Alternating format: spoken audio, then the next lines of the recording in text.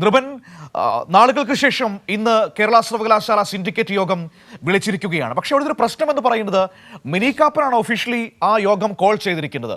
അത് ഇടത് സിൻഡിക്കേറ്റ് അംഗങ്ങൾ അംഗീകരിക്കുന്നില്ല. അതൊരു പ്രധാനപ്പെട്ട വിഷയമാണ്. കാരണം സർവകലാശാലയുടെ ഔദ്യോഗിക രജിസ്ട്രാർ എന്ന് പറയുന്നത് ഡോക്ടർ കെ.എസ്. അനിൽകുമാറാണ്. ഈ മിനി കാപ്പനെ വിസിയും ചാൻസലറും ചേർന്ന് നിയോഗിച്ചതാണ്. അത് നിയമപരമായി തെറ്റാണ്. ഈ അനിൽകുമാറിന്റെ സസ്പെൻഷൻ റദ്ദാക്കിയത് ഹൈക്കോടതി ശരിവയ്ക്കുകയും ചെയ്തതാണ്. അങ്ങനെ ഒരു പ്രശ്നം നിൽക്കുന്നുണ്ട് അവിടെ.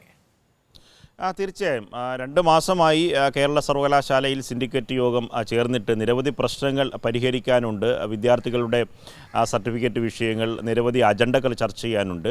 അതിനിടയിലാണ് ഇങ്ങനൊരു നിയമപരമായ കുരുക്ക് കൂടി ഉള്ളത്. ഗവർണർ നിയോഗിച്ച ഈ രജിസ്ട്രാറാണ്, അതായത് രജിസ്ട്രാർ ഇൻചാർജാണ് മിനി കാപ്പൻ. മിനി കാപ്പനാണിപ്പോൾ സിൻഡിക്കേറ്റ് യോഗം വിളിച്ചിട്ടുള്ളത്. ഇക്കാര്യത്തിൽ കോടതിയുടെ നിയമപ്രകാരം കെ.എസ്. അനിൽകുമാറാണ് കേരള സർവകലാശാലയുടെ രജിസ്ട്രാർ. അദ്ദേഹമല്ല സിൻഡിക്കേറ്റ് യോഗം ചേരാനുള്ള നോട്ടീസ് നൽകിയിട്ടുള്ളത്. അപ്പോൾ ഇടത് അംഗങ്ങൾ ഈ കാര്യം സംബന്ധിച്ച് വിയോജിപ്പ് നേരത്തെ തന്നെ പലവട്ടം അറിയിച്ചതാണ്. അതുകൊണ്ട് ഇന്നത്തെ സിൻഡിക്കേറ്റ് യോഗത്തിൻ്റെ കോറം, എത്ര പേർ പങ്കെടുക്കുന്നുണ്ട്, സിൻഡിക്കേറ്റ് യോഗത്തിനകത്ത് അംഗങ്ങൾ പങ്കെടുക്കുമോ, അതടക്കമുള്ള കാര്യങ്ങൾ ഏറ്റവും പ്രധാനപ്പെട്ട കാര്യമാണ്. അതുകൊണ്ട് കേരള സർവകലാശാലയെ സംബന്ധിച്ചിടത്തോളം നിയമപരമായ ഒത്തിരി പ്രശ്നങ്ങൾ നിലനിൽക്കുന്നുണ്ട്. കോടതി അംഗീകരിച്ച രജിസ്ട്രാർ എന്ന് പറയുന്നത് കെ.എസ്. അനിൽകുമാറാണ്. അത് ഇന്നത്തെ യോഗത്തിനകത്ത് അത്തരം വിഷയങ്ങൾ കോടതിയിൽ പരിഗണിക്കുന്ന വിഷയമായതുകൊണ്ട് രജിസ്ട്രാറുടെ ഹർജി കോടതിയിലുണ്ട്. അത് കോടതിയുടെ നടപടിക്രമങ്ങളുടെ ഭാഗമായിട്ടാണ്. അതുകൊണ്ട് അത്തരം കാര്യങ്ങൾ ചർച്ച ചെയ്യുമോ എന്ന കാര്യത്തിൽ ആശയക്കുഴപ്പമുണ്ട്. പക്ഷേ നിരവധി പ്രശ്നങ്ങളുണ്ട്. അതായത് 100 കോടി രൂപയുടെ PM ഉഷ ഫണ്ട് പദ്ധതി, PhD അംഗീകാരം, വിദ്യാർത്ഥികളുടെ വിവിധ ഗവേഷണ ഫെലോഷിപ്പുകൾ അടക്കമുള്ള പ്രധാനപ്പെട്ട അക്കാദമിക് വിഷയങ്ങൾ യോഗത്തിൽ ചർച്ചയാകുമെന്നതാണ് അജണ്ടയായി പറയുന്നത്.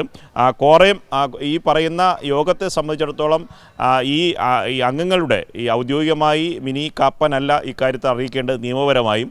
അതുകൊണ്ട് ഇടത് അംഗങ്ങളോ ബാക്കി അംഗങ്ങളും ഇത് വിട്ടുനിൽക്കുകയോ കോറം തികയാതെ യോഗം പിരിയേണ്ടി വരുമോ എന്ന കാര്യം ഇനി കാത്തിരുന്ന് കാണേണ്ടതാണ്. പക്ഷേ കേരള സർവകലാശാലയുടെ ദൈനംദിന പ്രവർത്തനങ്ങളെ ബാധിക്കുന്ന തരത്തിൽ ഗവർണറുടെ സംഘപരിവാർ ഇടപെടലുണ്ടാകുന്നു. അതിൽ VC പൂർണ്ണമായി അതിൻ്റെ ഒത്താശ ചെയ്യുന്നു. സർവകലാശാലയിൽ സംഘർഷമുണ്ടാകുന്നു. പലതരത്തിലും വിദ്യാർത്ഥികളെ സംബന്ധിച്ചിടത്തോളം വലിയ തരത്തിലുള്ള പ്രതിഷേധങ്ങളുണ്ടായ ഒരു വേദിയായി കേരള സർവകലാശാല മാറിയതാണ്. അതിനൊക്കെ ശേഷം ചേരുന്ന 2 മാസത്തിൻ്റെ ഇടവേളയ്ക്ക് ശേഷം ചേരുന്ന സിൻഡിക്കേറ്റ് യോഗം എന്ന വലിയ പ്രത്യേകതയുണ്ട്. നിയമക്കുരുക്കിനിടയിൽ കിടക്കുന്ന ഈ വിഷയങ്ങൾക്കുള്ളിൽ എങ്ങനെയാണ് സിൻഡിക്കേറ്റ് യോഗം ചേർന്ന് അവസാനിപ്പിക്കുക? ഇടത് സിൻഡിക്കേറ്റ് അംഗങ്ങളുടെ ഒരു പ്രതികരണം ഏതെങ്കിലും തരത്തിൽ വന്നിട്ടുണ്ടോ ഈ യോഗത്തിൽ പങ്കെടുക്കുന്നതുമായി ബന്ധപ്പെട്ട്? ഇവിടെ ഇപ്പോൾ VC അല്ലെങ്കിൽ കോറം തികയാതെ യോഗം മാറ്റേണ്ടി വന്നാൽ VC മുന്നോട്ട് വയ്ക്കാൻ പോകുന്ന ഒരു പ്രധാനപ്പെട്ട ന്യായീകരണം അല്ലെങ്കിൽ വിശദീകരണം എന്ന് പറയുന്നത് ഇതാ, എല്ലാവരുടെയും ആവശ്യപ്രകാരം യോഗം വിളിച്ചു, പക്ഷേ ആ യോഗത്തിൽ അവർ പങ്കെടുത്തില്ല അല്ലെങ്കിൽ ബഹിഷ്കരിച്ചു എന്നൊരു മറുവാദമായിരിക്കും മറുഭാഗത്തു നിന്ന് VC മുന്നോട്ട് വയ്ക്കാൻ പോവുക. അതിന്റെ വസ്തുത എന്താണെന്ന് അദ്ദേഹം പൊതുസമൂഹത്തോട് പറയുകയുമില്ല. തീർച്ചയായും അതൊരു പ്രധാനപ്പെട്ട കാര്യം തന്നെയാണ്. ഇപ്പോൾ 11 മണിക്കാണ് യോഗം നിശ്ചയിച്ചിട്ടുള്ളത്. അതിനു മുമ്പ് ഇടത് സിൻഡിക്കേറ്റ് അംഗങ്ങൾ ഈ കാര്യത്തിൽ മാധ്യമങ്ങളെ കാണാനുള്ള സാധ്യതയുണ്ട്. ഒപ്പം തന്നെ ഇത്തരത്തിലൊരു വിശദീകരണമായി VC എത്തിയാൽ അതിന് മറുപടി പറയേണ്ടി വരും. അതുകൊണ്ട് അത്തരം കാര്യങ്ങൾ സിൻഡിക്കേറ്റ് യോഗത്തിന് മുമ്പ് തന്നെ ഇടതംഗങ്ങൾ യോഗം ചേർന്ന് ഇക്കാര്യങ്ങൾ തീരുമാനിക്കും.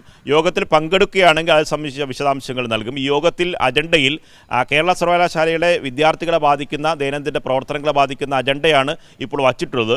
മറ്റെന്തെങ്കിലും ആ കാര്യങ്ങളെ സംബന്ധിച്ച് അത് പരിഹരിക്കപ്പെടുക, അത് ചർച്ച ചെയ്യുക എന്നത് സിൻഡിക്കേറ്റ് അംഗങ്ങളുടെ കൂടി ആവശ്യമാണ്. മറിച്ച് മറ്റു കാര്യങ്ങളോ നിയമപ്രശ്നങ്ങളിലേക്ക് പോവുകയാണെങ്കിൽ അത്തരം കാര്യങ്ങൾ എന്ത് നിലപാട് സ്വീകരിക്കണം, ഈ കാര്യങ്ങളിൽ എന്താണ് ഇടത് സിൻഡിക്കേറ്റ് അംഗങ്ങളുടെ നിലപാട് എന്നീ കാര്യങ്ങൾ സിൻഡിക്കേറ്റ് യോഗത്തിന് മുമ്പ് തന്നെ ഇടതംഗങ്ങൾ മാധ്യമങ്ങളെ കണ്ട് വിശദീകരിക്കുമെന്നാണ് നമുക്കിപ്പോൾ അറിയാൻ കഴിയുന്നത്. മനു.